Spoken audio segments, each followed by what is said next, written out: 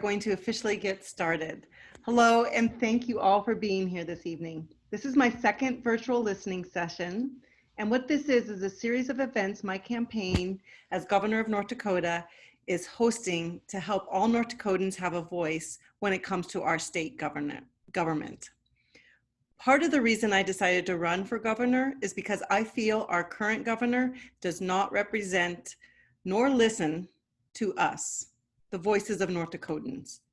We all lead interesting and complex lives, and there's no one-size-fits-all solution to the issues that we're facing this state. In my first listening session, I heard from dozens of people about how they wanted to see the state spend the $1.25 billion in COVID relief money our state was receiving from the federal government. I heard over and over that the governor needed to be more collaborative, more transparent, and repeated calls on all sides of the aisle for a special session of state legislature. And not one person in more than over 100 people who attended thought the COVID relief money should be spent to cap oil wells, which is exactly what the governor signed off on. It just shows how out of touch he is with the needs of everyday North Dakotans. The governor has a pattern of making decisions that negatively impact our state and our family. I am dedicated to hearing from those who are affected by these decisions and to amplify your voices. So tonight's listening session is about higher education and the incredible proposed budget cuts to our state higher ed institutions that the governor recently released. As you may have guessed, higher ed is extremely important in my life. I have a PhD in pharmacology and a doctorate of veterinary medicine and spent much of my life as a researcher before becoming a veterinarian and a business person. Without investments in higher ed, I would not have had the opportunities I've been given, and I would not run one of the largest veterinary clinics in Western North Dakota with nearly 20 employees and a payroll that gives $1.25 million to our local community. That's direct dollars that goes into my community that turns into almost $2 million when you look at the multiplying effect. In addition to my work in North Dakota, I also run a nonprofit organization focused on international economic development. In that work, education is the cornerstone of programs that enable people to thrive into independence and community prosperity. Several years ago, I was a member of the Killdeer School Board and ultimately the president of the school board. I know firsthand how difficult budget decisions can be when we are working in education. I remember the difficulty we faced in recruiting teachers for rural North Dakota. That meant that many of our students didn't have the opportunity to learn Spanish or art, just the bare minimum. Finding aides to help teachers with special needs students was also a struggle. Finding bus drivers was a challenge. And then we had to work with the highway department to build safe bus routes. So running a school is so much more than just the class itself. And every child's need was considered individually. Every single one. But that's why it's so important to actually listen to the members of the community who will be affected by these decisions. And that's why I've invited you all here tonight.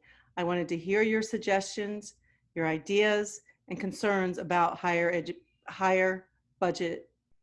education budget in North Dakota. And I want the governor and our legislators to hear you, since they don't seem to be listening. A few nights about tonight's session. If you signed up ahead of time to speak, we will work through our speakers list and I will call you by name to share your remark. If you have further input, please share it with me via email at listeningtour@lens-vig4nd.com, and they'll put that in the chat. And this will be posted in the chat, and we will also send a follow-up email with this information. This session is being recorded and streamed on Facebook. Please use the chat box on Zoom to share your name, where you're from, and feel free to post questions or comments in there. We will do our best to respond to comments and questions that come up. We will also take speakers after the speaking list is complete, and you can indicate you'd like to speak in the chat or use the raise hand function under the participants to indicate you'd like to share. Again, Melissa will be moderating time, and we'll let you know when we need to kind of wrap it up a little bit. Please use this session to be open-minded and respectful for all our participants. We will aim to wrap up around about an hour. And again, please send any feedback to listening tour at lens-vig4nd.com if you aren't able to share live tonight. With that, I'd like to begin with our first speaker. Our first speaker is Sabina Gasper. Sabina, welcome. Oh, Sabina, you're muted, I think. Oh, good Lord. It's okay. Hi, Sabina. Can you hear me now? We can hear you now. Oh, you know, I haven't mastered this technology despite working from home since March, so forgive me all. Well, thank you for pulling this together. I think this is a terrific opportunity for us to talk about the importance of higher education and education in general to North Dakota. Just a little bit about myself. I have a master's degree and all but dissertation in political science. So higher education is critically important to me. And in my role as Vice President of Health Economics and Outcomes Research at AbbVie, it is the only reason why I am where I am. It is through good quality education, access to higher education, and actually the ability to pay for it through loans and other such funding. I think one of the points I want to make is that there is a link between the health of the state and the health of higher education. It is a way of keeping talent here in the state, developing the talent for the resource for the businesses here in the state. It's also a highly effective way of attracting outside people into the state and get them to stay. I think it makes it it increases the talent pool, and it makes us and North Dakota very attractive to businesses as they think about expanding. I think actually, at the end of the day, cutting education undermines the health of our state. It undermines the economic prosperity of our state, and it undermines the future of our state. And cutting education right now, especially during a pandemic when families are stretched, kids are out of school, we need the resources to make up that difference and to make up the gap that they've experienced. And with that, I'll pass it on to the next speaker. Thanks so much for the opportunity to speak. I really appreciate it. Thank you, Sabina, and you are right on. Okay, our next speaker is Haley Helfer. Haley? Hi, can you hear me? We can, yep, loud and clear. Okay, good. I was worried my microphone wouldn't work. Hi, everyone. My name is Haley. Haley Hilfer. I'm calling from the Central Grasslands Research Extension Center in Streator, North Dakota. I'm a master's student at NDSU, so I'm just starting my first semester this fall, but I'm doing some data collection right now. A little bit of background about myself is I graduated a couple years ago and started a career in natural resources, specifically in prescribed fire in Western Minnesota. And when I started looking for jobs in my field, I realized I needed higher education to move up in my career. And moving up in this career field is really important because it's a male-dominated career field. And so access to higher education like this is super important for my life and my career as a woman. But I would also say that the research going on here at Streator is really exciting, both for the economy of North Dakota and for the ecosystems in North Dakota, because we research out here both how we can create really healthy ecosystems that also provide greater benefit to people's cattle, which is a really important aspect of the economy in North Dakota. So, and also I would say that our natural resources are, like, people come here to see the prairie, to be in the open space. So I think that kind of research is really important. And without any funding, if funding was cut for this, we wouldn't be able to do research out here. There wouldn't be people, there wouldn't be a station, and we wouldn't have that research to move forward so that we can maybe further our economy and our natural resources. Yeah, that's pretty much all I have to say. So I will pass it on to the next speaker. All right, Haley, you said a lot and you're spot on. Our next speaker is Adam Goldwyn. Adam? Hi, thank you, and thank you for running to represent our state. to be a governor of our state.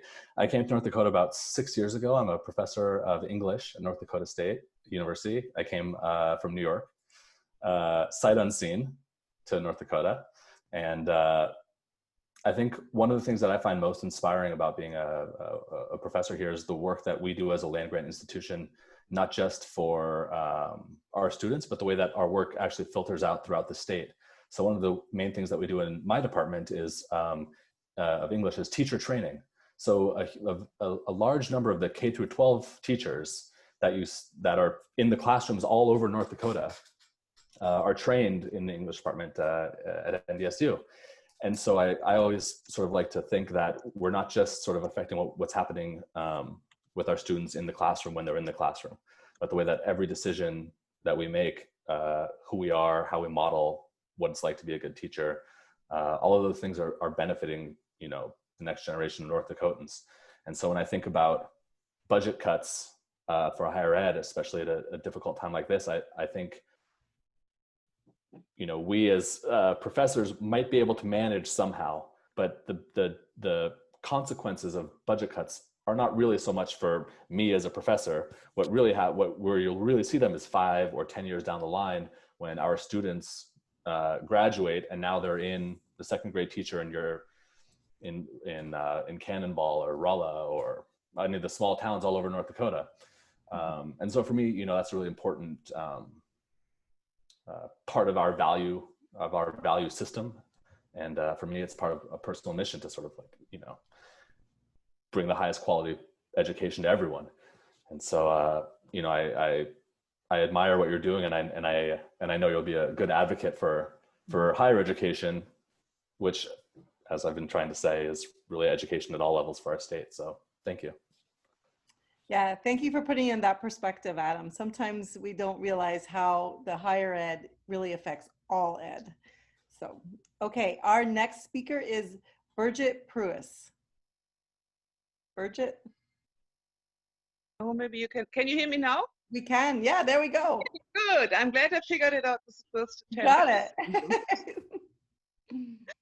Okay, I'm a faculty at NDSU also in microbiology, and I used to be the faculty member on the State Board of Higher Education, but that is past history now. And as a disclaimer, I'm talking as a private person, albeit with a good amount of knowledge of the higher ed system in the state. And also as a microbiologist, which is really an interesting time right now, given the COVID situation.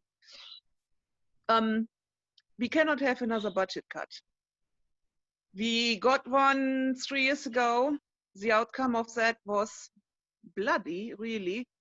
We lost a lot of real good faculty. I personally lost, I think, 4 collaborators, which put a damper on much of my research projects. Many of our faculty have to teach more.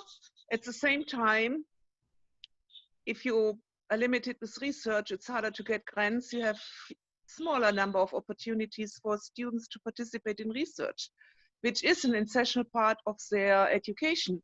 Also, many of us are doing research that is actually important in the state and addresses critical needs of the state, in addition to the workforce development that we are doing by providing graduates.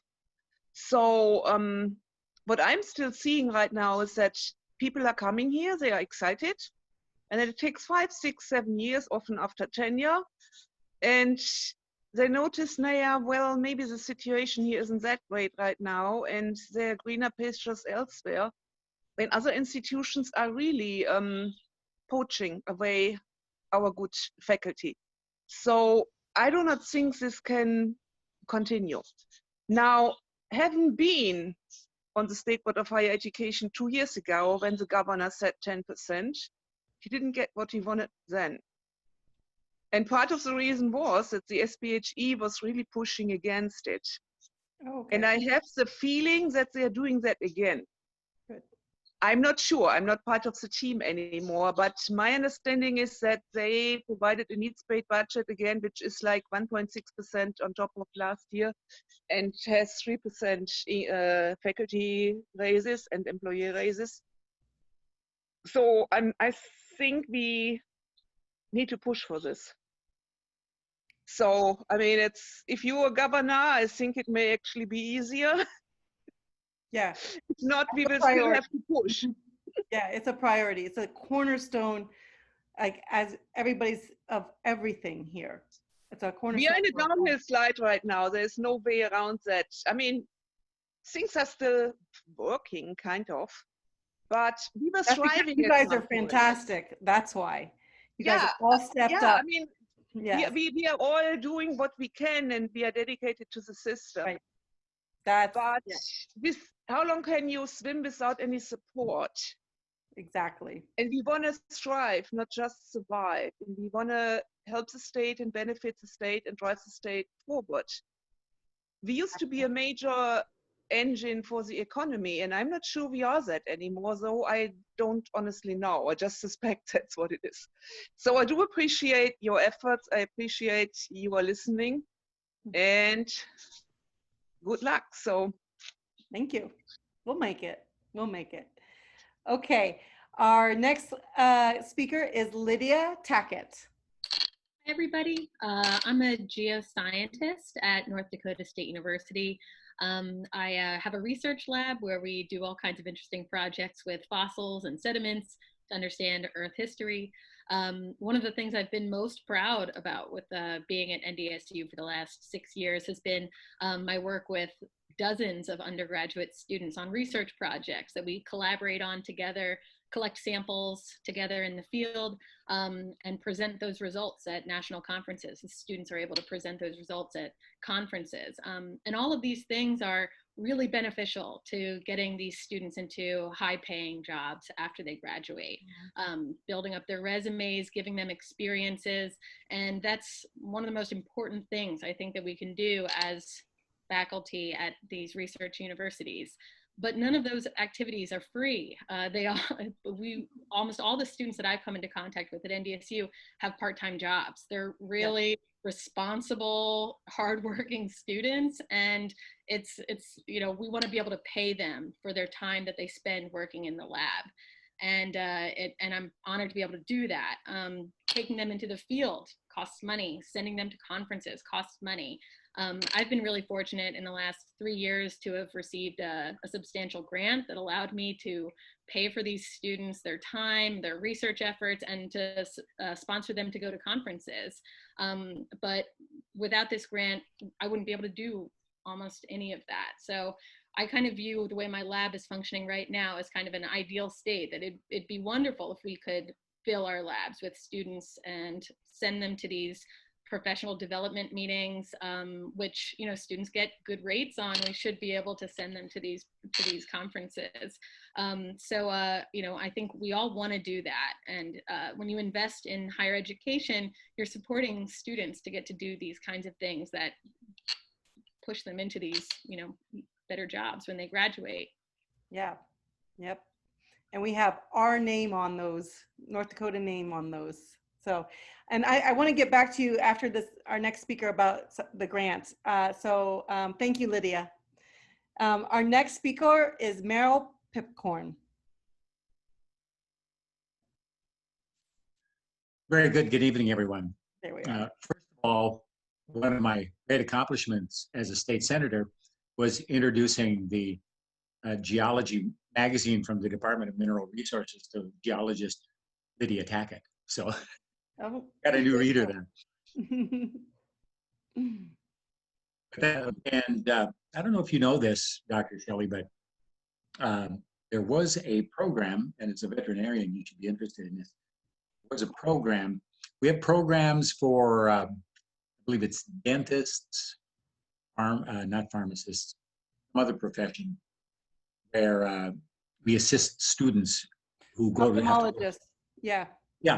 Veterinarians, ophthalmologists, and who have to go to school out of state, and we had that. We had something in place for veterinarians, and I've been in the Ag Committee or Human Services. In the 17th session, we were able to save that program.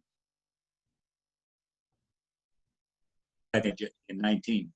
Now, my colleague sitting directly behind me said it was an unwise decision for me to vote against the entire higher ed budget as a protest against them eliminating that program for veterinarians, but I thought it was important.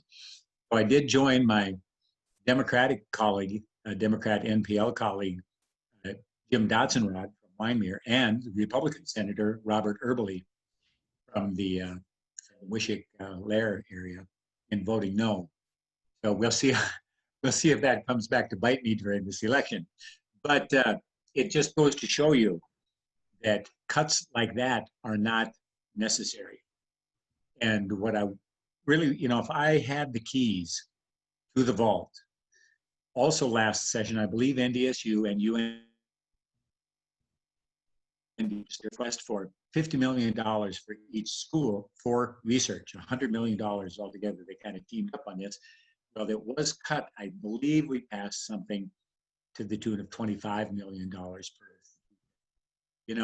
If it was if I had the keys, I'd unlock the vault and double it. It's in times like this, and Shelley, you've talked about, here we in North Dakota, whether it be farmers, just ordinary people, working folks, our backs are against the wall in many respects when it comes to the economy, our lifestyle. And this is the time to double down. In my mind, this is the time to double down on research, double down on the future. We're dealing with a lot of things that are in the past or fading that people are reluctant to let go of. And so I maybe there's still a chance to do something like this, just to invest in the future. In tough times, I think that's what we need to do rather than, draw back, gotta cut her down. So I think everything is there if we So that's all I got for you tonight. Thank you for letting me share this. Yeah. And Meryl, I'm really glad you brought that up, because I just want to point out that legislative act taking veterinarians off of the budget happened at the midnight hour on the last day almost the last day of the session. Right. I called my senator, Rich Warner, he's a Republican majority senator. He asked for the veterinarians to be removed from that piece. Put veterinarians, let's support the veterinarians here. And it was voted down again. So we went to the governor and asked for a line item veto for those veterinarians, which he could have done, and he refused. That's how he feels about higher ed. That's how he feels about veterinarians. And we know veterinarians are critical for our food security. And anyway, I'm getting all riled up. Sorry. But all he had to do was one line item. Nobody was the Senator Majority Leader said, please do it. He put it on the bill. Okay. So before our next speaker, who is Pat Hart, I just want to announce that he is the last pre-signed speaker, and that people can raise their hands or post in the chat to be called upon. So with that, Pat. Well, first off, thanks, Dr. Shelley, for putting not only this, but also the other listening sessions together. I think listening is vital to understand what our constituents are feeling and also to hear their concerns. Now, for those of you that maybe haven't met yet, I am Patrick Hart, and I'm running for North Dakota State Auditor. I'm running against waste, fraud, and abuse, just like the recent legislative discussion of the NDSU land swaps for the benefit primarily of those directly surrounding high-ranking legislatures. Higher education has been a heavy discussion in the recent year's budget conversation and will continue to be during this next 2020 legislative session. Higher education, in my opinion, is vital to the continued success of our communities and our state. I hold a master's in project management and an undergraduate degree in business administration. With this background, I'm an entrepreneur and a job creator, much like you, Dr. Shelley. I want educated employees who are competent and able to help me build Bismarck. We need to support our state by keeping our talented young adults here by offering degree fields that will bolster their careers, as they will have a background entering industry. I've seen too many of my college friends leaving the state to pursue postgraduate degree fields. Now more than ever, we need to double down on our future and our state's future by continuing to invest in our universities and our upcoming generation. open to questions. Otherwise, Dr. Shelley, I'll throw it back to you. Thank you, Pat. We'll have questions after after we're done with the speakers here. We had somebody raise their hand, Mr. Tom DeVilbus. Hey, where's my unmute button? Here it is. There we Thank are. you very much, Dr. Shelley. I have had conversations in the past with some of our local legislatures, and I'm concerned about the two-year college up in Botano, amongst others. One of the things I'd like to point out is the two-year system is very critical for some of our other goals as far as the DMNPL platform, especially the new jobs type programs. I really encourage you to get involved with the two-year colleges. And I thank you for the opportunity of hearing us. Thank you very much. Thank you, Tom. And I think that is important to point out. This affects our two-year colleges as well, a whole strata of workforce. Okay, so now I'm going to open the floor for questions. And you can raise your hand, put something in the chat, or I think my campaign manager has a list of questions that was sent to her.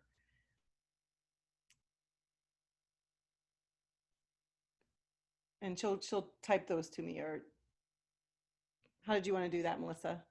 You said you had Looks like questions. Sabina has raised her hand, and then Burja as well. And I will pull up my list of questions if you want to call on Sabina again.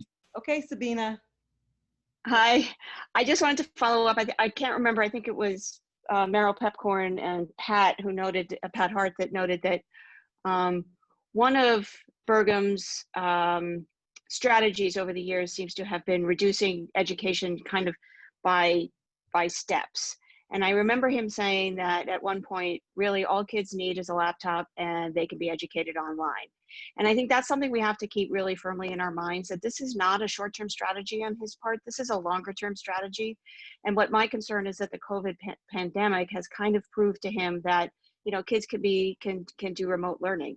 But watching my kids go through this, yeah, they can learn, you know, they can read a chapter and maybe answer a few questions, but they're losing socialization. They're losing that group conversation that generates real thinking and real abstract thinking.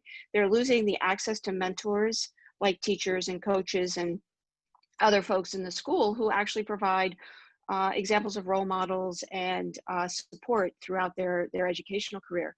And I think most importantly in education is the arts, and they're losing band, they're losing that hands-on learning that is so critical to success later in life.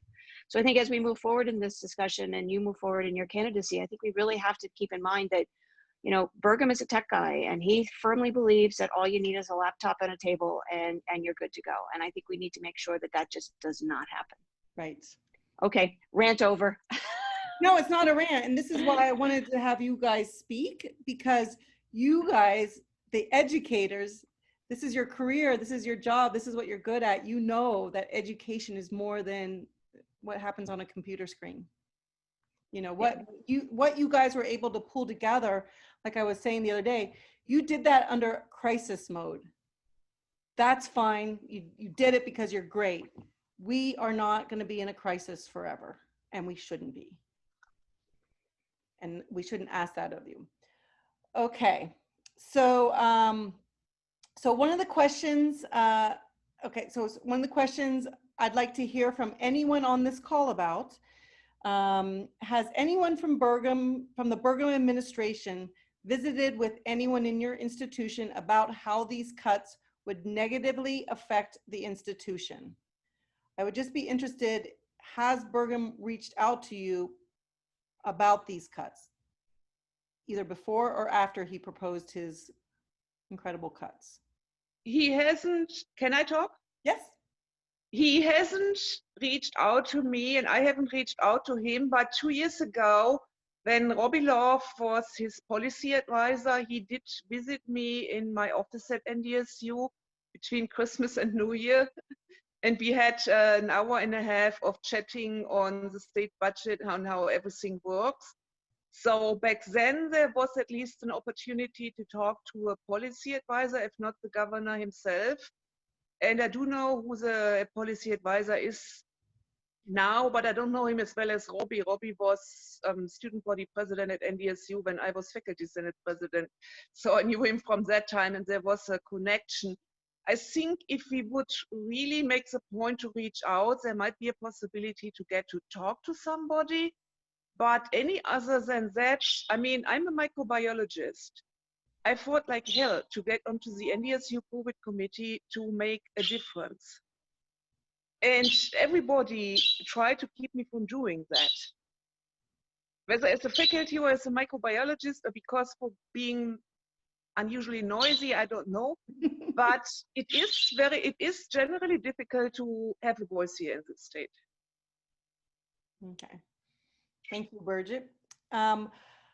Yeah, that's what I hear frequently. So it's good that we're hearing it publicly from somebody that's on the inside. Let's call on Clara next.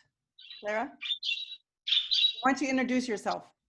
Yeah, hi, my name is Clara. I am the fundraising coordinator for Dr. Clara Lens, and I am also a student at Minnesota State University Moorhead, which I know is not part of North Dakota. I'm part of the problem.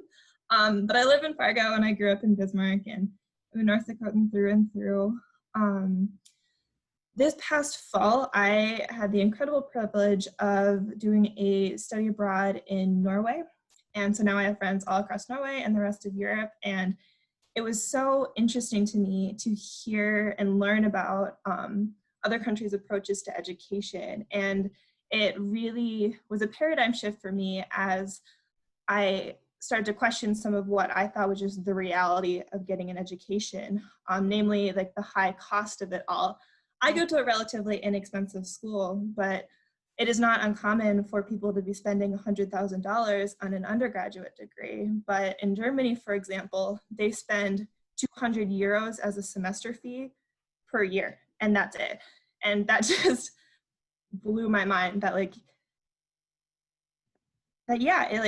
the state has an obligation both to its current citizens, but also its future, to continuously be investing in its people. Because to invest in the people is to invest in the economy, which is to invest in its survival.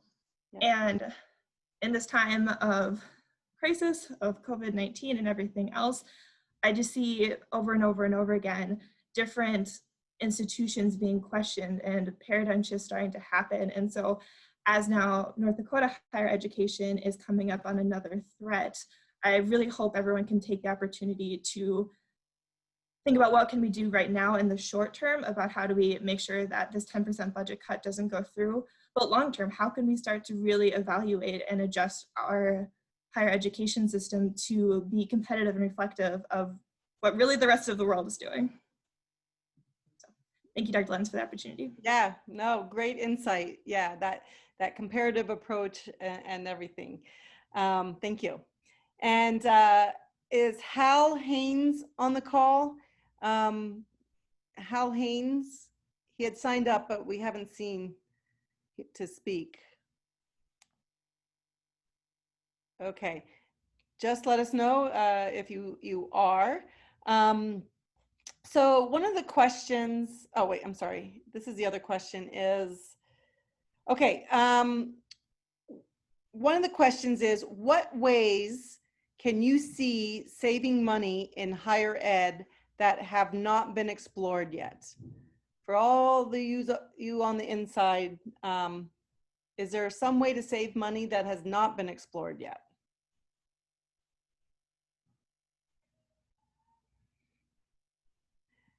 I would say we've been through 2 rounds of budget cuts in 5 years. Everything that can be cut has been cut. You know, and wherever you might imagine that waste might be, with like, I don't know, administrator salaries or, or something like that, they've merged departments. A lot of people have been laid off. And unfortunately, some of the times what happens with these budget cuts is they lay off teaching staff, staff whose, their specific job is to teach courses.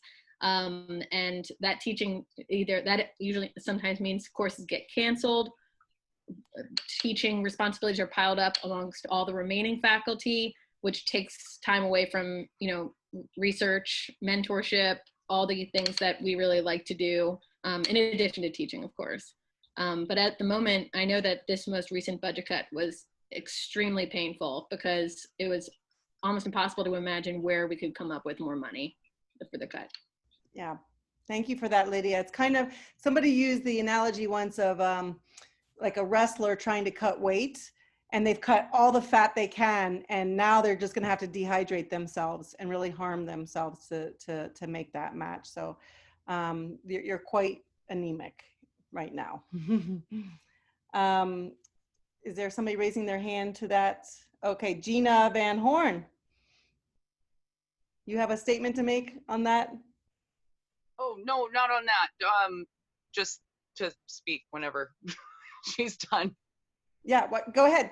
Go ahead and Oh, okay. So for myself, when I heard about, budgets to higher education, I don't think I understood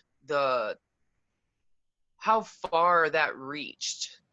It's not just colleges, like it's small rural schools too. I am I was an operatic singer. I have 7 years of classical voice lessons, and I started in high school. I was able to go to Bismarck State College and learn from this amazing woman. She's so amazing. Anyway, yeah. But if we have these budget cuts, it scares me that no one else will ever have that experience or even know that opportunity is out there. And for especially high school kids, they need that. It's not just about the education either. It's, when you cut the arts, you cut kids' ability to deal with their emotions. Art and music is an outlet, and if we cut these programs, I don't know how they're going to get those emotions out in a healthy way. Right. And that disturbs me greatly. That's my statement. Thank you so much for doing that. And that's a really important point. And I was so shocked. This is me being, because I know Jenna is a rancher. She's a hardcore rancher, and for her to say she's an operatic singer, I'm like, what? So it's a really important part of even on our small towns' lives that. So thank you, Jenna. Yeah, I can honestly say that changed my life. And it bothers me. It bothers me a lot to know that other people might not have that experience. Yeah. Okay. So then now, Clara, one more time. Yeah, circling back to some of the ways that we're seeing higher ed institutions trying to cut their budget and do those cost saving things. My university just had its budget cut coming from the Minnesota State Legislature. And again, in times of crisis, as we're seeing at my university and more broadly as a society, like when people are put under pressure, some of their not so savory qualities come out. And so with these recent budget cuts, a lot of what was done to make up for that was faculty and staff layoffs. And what ended up happening, and something that we don't really have answers on why it's happening, is that 80% of our faculty of color are being laid off within the next 3 years. And so as terrible as a 10% budget cut is for an entire university, those cuts are going to affect the most marginalized the hardest. And it's really disappointing to see these people being left, because they're what make our university so amazing. And it's so important for our students of color and our international students to see that representation. And I can just go on and on and on about why diversity and representation, especially in education, matters so much. And so that will be a huge loss if these budget cuts go through. That's a good point. That's a good point. Another interconnectedness that, you know, unintended consequences of when they're trying to save a dollar. So like they're penny smart, but dollar stupid. But anyway, sorry. Ben, I would like to, Ben is next. Ben is, as you know, our next Lieutenant Governor. And Ben, why don't we? Hey guys. Well, yeah, thank you, Dr. Shelley, and thank you to everybody for tuning in today. This has been a good conversation with everybody. Yeah, I was going to chime in a little bit too. We got at North Dakota State, we got, I think, 7 research centers around the state that do research on crops and livestock, and you know, so budget cuts are certainly hit home when it comes to agriculture. I got my daughter here too today, so I'm just hanging out with daddy time. So with the extension service, that's something that near and dear to so many people around the state, because I think we got extension agents in, I think it's in 51 counties. So, and then also we got that greenhouse in Fargo. I think the greenhouse is 11 years old, and we do some pretty amazing research there for crops. So doing research on rust and mold and on so many different crops, and so that's something that near and dear to so many people. So I wanted to chime in on that as well. And I'm just going to add that you talk about the mold. Do you guys know that warfarin, one of the biggest drugs ever found for, which is an anticoagulant, was found right here in North Dakota by a veterinarian? It has to do with all that research, right? Because they were in the place when they saw all the cows bleeding out for no reason at all. Well, the reason why is they were to discover warfarin. So thank you for reminding that. Before we go to Bridget, I do want to acknowledge that my father, Hans Lens, is on this call. Dad, I know this is a surprise, but there was nothing more important than how well we did in school and education. So Dad, if you would just want to say like 2 minutes about how you instilled that in us, and that's why we all became independent, actually, from my dad, which I think that's what his idea was. Dad? That's Hans down there. He might not be able to figure out his little Zoom thing. Looks like he's off mute. We can't hear you though, Hans. Okay, we'll let him try to figure that out. Sorry about that. Sorry that surprise, but I just saw that Dad was there, and education was one of the most important things. I think we came out of the womb starting to learn that. So Bridget has another thing to say. Yeah, this is not budget related, but there were 2 items during the last legislative session, and I'm not sure the governor even has something to do with that, because it came clearly out of legislation. The one was guns in classroom, and many of our faculty were not all too keen on the idea of having guns in the classroom. It was in like, I don't know, 20 different bills, and it kept popping up until the night before closing. Yeah. And the other thing was free speech, which by first view, of course, sounds very exciting, but it did have something to do with opinions and evidences and those kinds of things. And that was a little bit scary and took quite some time also. And I don't have absolutely no clue whether you as a governor would be able to do something about it. But for me, I'm definitely going to have an eye on it. Yeah, that comes through your legislature. The governor prioritizes things. Your lieutenant governor gets that, talks with the legislator to make that a real thing. And so talk to your legislatures all the time. Okay. Be noisy. Looks like Dad was able to make it. So just so you know, here's my dad, Hans Lens. And can you hear us? Oh, wait, you're muted, Dad. I don't know what to do there. Hold on. He's unmuted, but he might be hooked up to the wrong audio, unfortunately. But we did have a really great Homegrown Stories episode with him. So if people want to check out Dr. Shelley's Facebook page, you can learn all about Hans and their really incredible story. Yeah. So anyway, so that's Dad. We always have a little technical difficulty with that audio. Okay. So let's see, one more question. Is there one more question, Melissa? Yes, one second.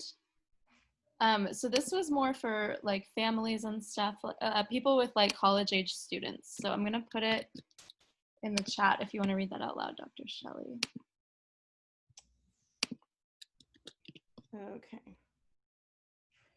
If you have college age or near college age children planning to pursue higher education, are they planning to stay in North Dakota? What state investments do you think could be made to keep our young generation in North Dakota? And just so you know, my grandpa left North Dakota in the 30s, in part because of the drought in the dirty 30s, but also because he wanted to pursue higher education that was not available there. Luckily, we came back. So does anybody have any college age or near college age children planning to pursue higher education? I don't know if there's, but I know one person here would be Ethan Haynes. Is Ethan still on the call? I don't think he's on. Okay. I'm still here. Oh, there he is. Where are you, Ethan? I'm not on my computer right now. Okay, that's okay. I'm just calling in. Why don't you tell, Ethan is just graduated from Dickinson High School here, and you spoke a little bit on your homegrown stories about your choice to continue higher education here in North Dakota versus going somewhere else. Do you want to talk about that a little? Yeah, well, I mean, as you said, I just graduated high school, and pretty much everyone in my family has gone to college, and so it's pretty much just been to me that I got to go to college after high school. And I found a degree I want to go into, and then even graduate school. But my worry is that with these proposed budget cuts, that it would be harder for me to afford undergrad or even graduate school in the state. So that really makes me worried that I might not be able to continue my education in North Dakota in the future and have to go to a different alternative school to cut costs. Yes.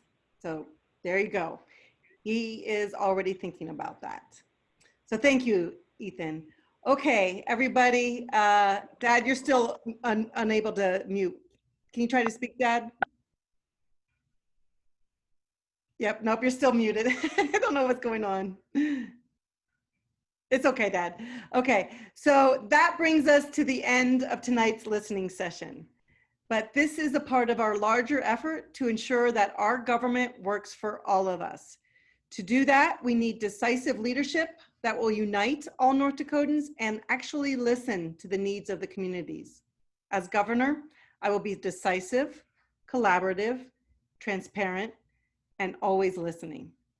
We will be preparing a summary of this session and delivering it to the governor, the legislature, and the press. Together, I believe that we can get through these challenging times to help our communities thrive. I hope I can count on your support to help bring a practical and responsive voice to the governor's office. Please visit lens-vig4nd.com to make a contribution, learn more about me and my Lieutenant Governor, Ben Vig, or to get involved. In addition, if you would like to host a listening session in your community or virtually, I would love to continue this discussion. Please contact info@lens-vig4nd.com to make those arrangements. Once again, thank you for attending, for speaking, for being engaged, for listening, for thinking about how to solve these problems together, and greatly thank you for sharing my pride in our great state. Let's keep the conversation going. Thank you.